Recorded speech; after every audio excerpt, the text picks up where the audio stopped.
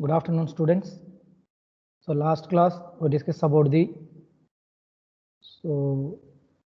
why the overhead transmission is better than the underground, and also what are the overhead transmission line conductors, line supporters, and also types of insulator properties, types of insulators we discussed about the last class clearly.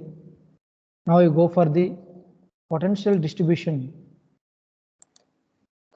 over a suspension insulator string. That means how the voltage will be distributed in each and every insulator. A string of suspended insulators consists of a number of 4-cylinder discs connected in series through a metallic links. Look at the figure 1. So 3 discs will be available. Total voltage across the disc is V, and voltage across disc 1 is V1, voltage across disc 2 is V2, voltage across disc 3 is V3. So now each portion of porcelain disc between two metallic conductors, two metallic links. Each disc form one capacitor. This is known as mutual capacitor. Each disc will behave as a capacitor. So that capacitor is also called as mutual capacitor or self-capacitance. If there were a mutual capacitance alone, then the charging current would have been same through all the discs. Therefore, voltage across each unit is same, that is V by 3. In actual practice, capacitance existing between metal fitting of each disc and tower is known as shunt capacitance C1. Due to shunt capacitance, charging current is not same throughout the disc. Therefore, voltage across each disc is also different. Obviously, the disc nearest to the line conductor will have the maximum voltage, that is V3. Here we are consider 3 discs, that's why the disc nearest to the conductor is V3. Will be much more than the V2 and V1. So once again look at the figure. So this is capacitor. Each disc will be acting as a capacitor, and suppose it is ideal. So total voltage is same, that is V by 3, V by 3, V by 3. But practically, so a leakage current will be there, that is this one C1. C1 will be added. Whenever the C1 will be added, so because of leakage current, the voltage distribution will be different. V1, V2, V3, right?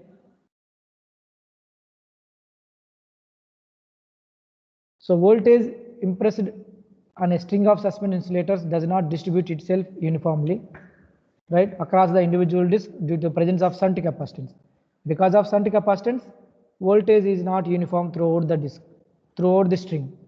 If it is a shunt capacitance is negligible, then voltage across throughout string is same. The disc nearest to the conductor have the maximum voltage, right? In our example, V3. Disc 3 is nearest to the conductor, that's why so V3 is maximum compared to the V1 and V2. The unit nearest to the conductor is under maximum electrical stress and is likely to be punctured.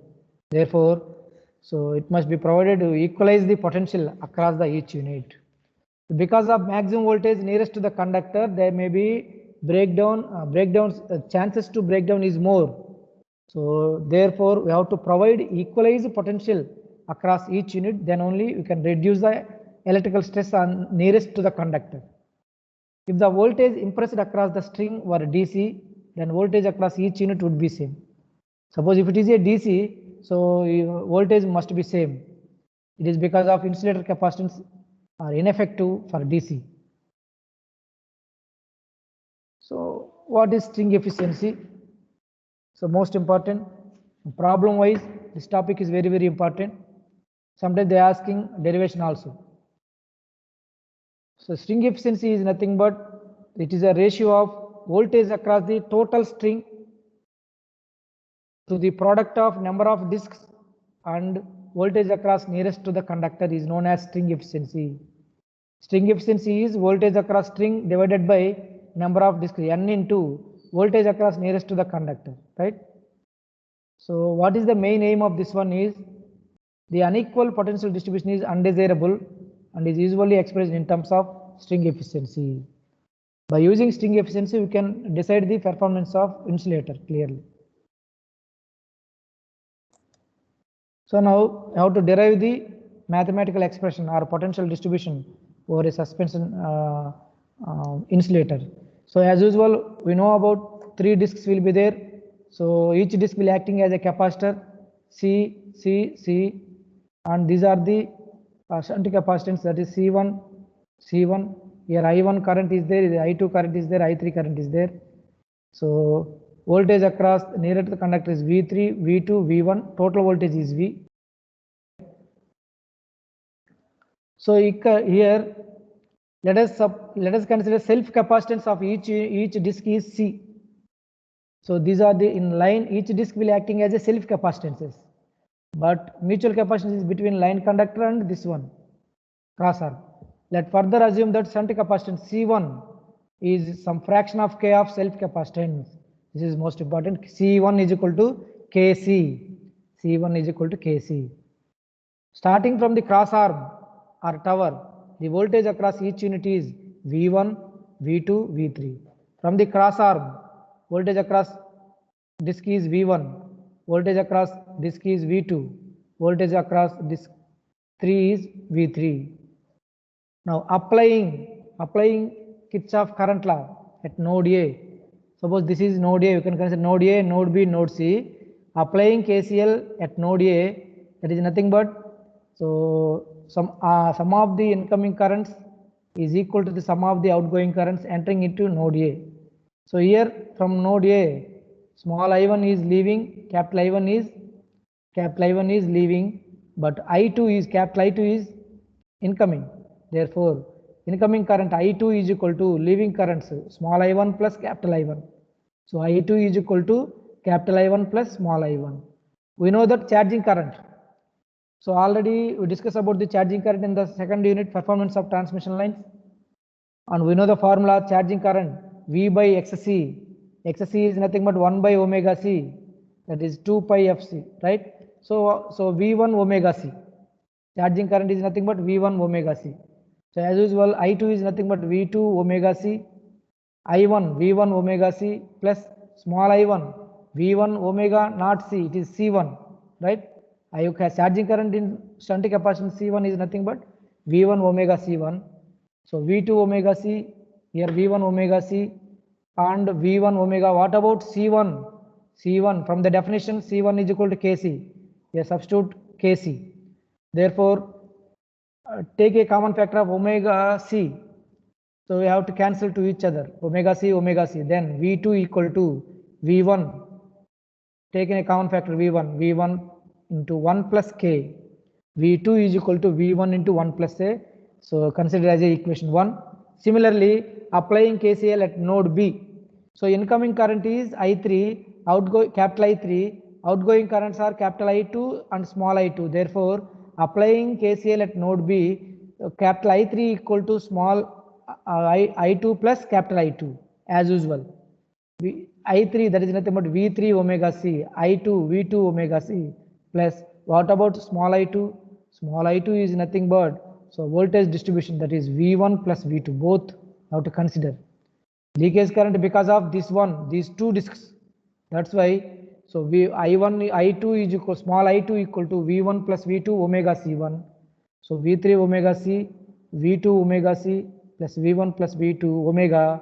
What about C1? As from the definition, C1 is equal to Kc. Shunt capacitance is the K times of the self capacitance. So taking common factor as omega C, V3 is equal to, and cancel to each other both sides, V3 equal to V2 plus V1 plus V2 into K. So V1 K1 plus V2 1 plus K. So KV1 plus V1 into 1 plus K square, that is taken as V1 as common factor. So put V2 in place of V1 into 1 plus K, that is K into 1 plus K square. So V3 is equal to V1 into 1 plus 3K plus K square, taken as equation 2. V2 is V1 into 1 plus K. Remember clearly. So equation 1, equation 2, equation 3 is, remember, always that may be helpful to competition exam also, gate exam also. So V2 is equal to V1 into 1 plus K. V3 is equal to V1 into 1 plus 3K plus K square. Then another one. So the voltage between the conductor and earth, that is V, capital V is equal to V1, total voltage V is equal to V1, sum of all individual voltages, that is V is equal to V1 plus V2 plus V3. We know V1 as usual, V1 plus V2 means V1 into 1 plus K plus V3 means V1 into 1 plus 3K plus K square. So combined that one, V1 is taken as common factor, V is equal to V1 into 3 plus 4K plus K square, taken as roots for that equation. We are getting V is equal to V1 into 1 plus K into 3 plus K. Now taken as equation 3. From expressions, equation 1, 2, 3, from expressions equation 1, 2, 3, we can get, so V1 by 1, V2 by 1 plus K, V3 by 1 plus 3K plus K square, V by 1 plus K and 3 plus K. That means we have to getting the relations in any form. V2 is V1 into 1 plus K, but V1 is V2 by 1 plus K. V3 is 1 plus 3K plus K square into V1. Otherwise V3 in terms of V2. So whatever it may be, from this equation we can get every value. So now first of all find out the V1 individually. V1 voltage across topmost unit is, so V1 is equal to V by 1 plus K. So these three, V1 is equal to V by 1 plus K, 3 plus K. This is the topmost unit voltage. Voltage across second unit, as usual V2 is equal to V1 into 1 plus K, and third unit V3 into V1 into 1 plus 3K plus K square, right? So therefore we determine the individual voltages from top of the tower to bottom of the tower or nearest to the conductor. Now total voltage also is known, V is equal to V1 plus V2 plus V3. Therefore determine the string efficiency. Now once again, what is the string efficiency? It is the ratio of voltage across the string to the product of number of discs and voltage across nearest to the conductor. So here voltage across string is nothing but V. N is nothing but number of discs is 3 and voltage across nearest to the conductor is V3. Therefore string efficiency for the above expression, above derivation is V by 3 into V3 into multiplied by 100. That is nothing but percentage string efficiency. So from the mathematical analysis, so we can observe the following points. Suppose if K equal to 0.2, let us consider. From expression 4, we get V2 is 1.2 V1, V3 is 1.61 V1. This is clearly give you an idea about the disc nearest to the conductor is maximum voltage. V3 is nothing but 1.64, but V2 is 1.21, V1 is 1. V1 is 1, V2 is 1.2, and V3 is 1.64. That is nothing but, so clearly known about the disc nearest to the conductor is maximum value or maximum voltage across it. The voltage across the other disc decreasing progressively as the cross arm approaches. That means V3 is greater than, V2 is greater than V1. The greater value, K is equal to C1 by C, and more non-uniform potential across the disc and lesser the string efficiency.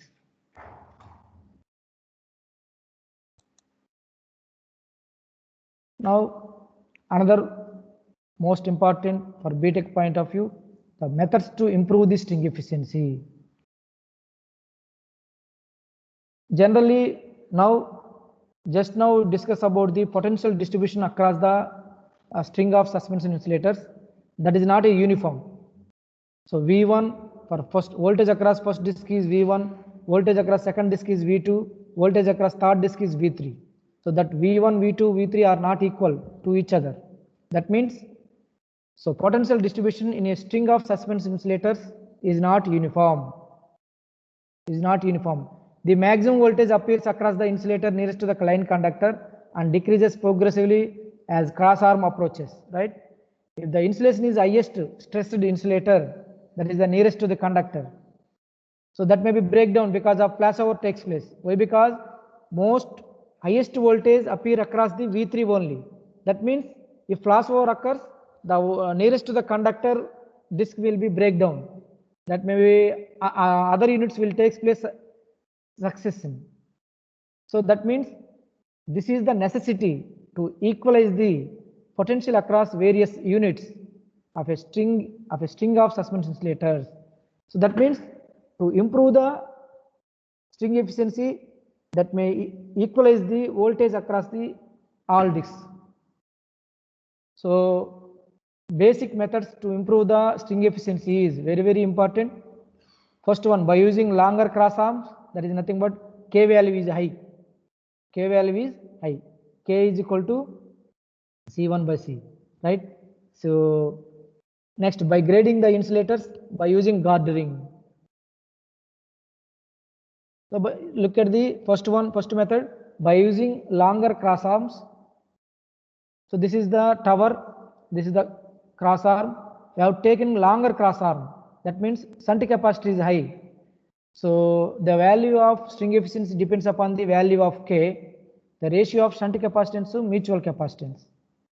Lesser the K value, greater is the string efficiency, and more uniform is the voltage distribution. And K value is lesser, so string efficiency is more, and also uniform distribution, voltage distribution is also occurred. The value of K is decreased by reducing the shunt capacitance. So reducing this one, so we can improve the efficiency. In order to reduce the shunt capacitance, the distance of conductor from the tower must be increased. That is, longer cross arms are used. However, the limitations of cost and strength of towers do not allow the use of very longer cross arms. In general, the practical value of K is 0.1. That can be achieved by this method. Next one, by grading the insulators. In this method, insulators of different dimensions are so chosen that each has different capacitance. Insulators are capacitance graded. That means they are assembled in the string in such a way that the minimum capacitance and increasing progressively as the bottom unit. That means nearest to the conductor is high value. Since voltage is inversely proportional to the capacitance, this method tends to equalize the potential distribution across the units in a string. The main disadvantage of this method is large number of different insulators are used. That is nothing but large number of different sized insulators are used. However, good results can be obtained by using standard insulators for most of the string and larger units for that nearer to the line conductor. Look at the figure, these are the guard rings. So we can use extra point. Look at the guard ring like this. The potential across each unit in a string can be equalized by using guard ring, which is a metal ring electrically connected to the conductor and surrounding the bottom of the insulator as shown in figure. The guard ring introduces the capacitance between the metal fittings and line conductor. Now the guard ring is connected in such a way that the shunt capacitance current I1, small I2 are equal to metal fitting line capacitance I1 dash and I2 dash. So this is I1, this is I1 dash, this is I2, this is I2 dash. Both are cancelled to each other. Consequently, there will be uniformly potential distribution across the unit. That means there is no shunt capacitance, means we are getting uniform distribution.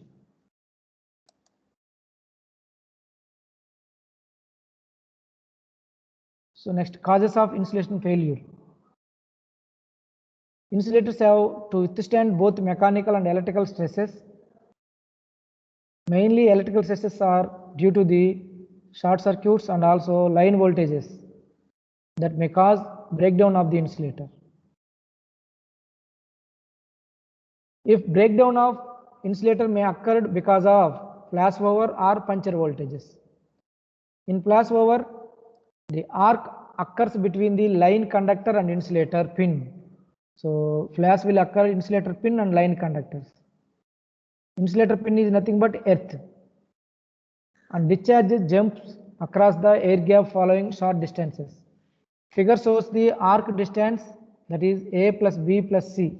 So this is this one, figure 8.6, A plus B plus C for the insulator. In case of flashover, insulator will continue to act in its proper capacity unless extreme heat produced by the arc may destroy the insulator. In case of puncture voltage, the discharge occurs from the conductor to pin through the body. When such a breakdown is involved, the insulator is permanently destroyed due to excessive heat. In practice, sufficient thickness of porcelain is provided in the insulator to avoid puncture by line voltages. The ratio of puncture voltage to flashover voltage is known as safety factor. In starting, I will give a clarification. The ratio of puncture voltage to flashover voltage is greater than the 5. So that is the safety factor is the ratio of puncture voltage to flashover voltage. While solving the problems relating to string efficiency, so first of all, you have to, the following points may be noted. Maximum voltage appears across the disc nearest to the conductor. Voltage across the string is equal to phase voltage. Voltage across string is nothing but phase voltage, not a line voltage. Voltage across the string is equal to voltage between line and earth, that is phase voltages. Suppose we are getting the line voltage √3 into voltage rating of the string. So in this manner, we have to calculate the string efficiency as high as possible. That means by using longer cross arms, and also by using gartering, and also by using grading of cables. These three methods are very, very important for improving the string efficiency.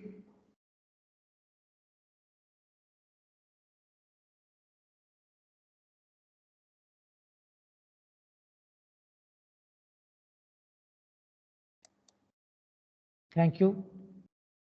So next class we discuss about the corona, concept of corona.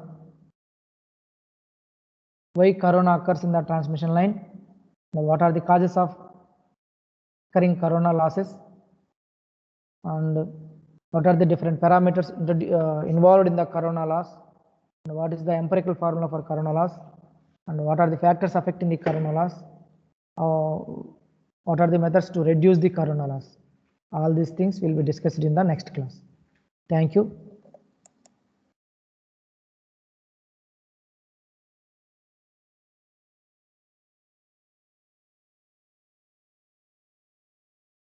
The problems involved by using string efficiency is also important.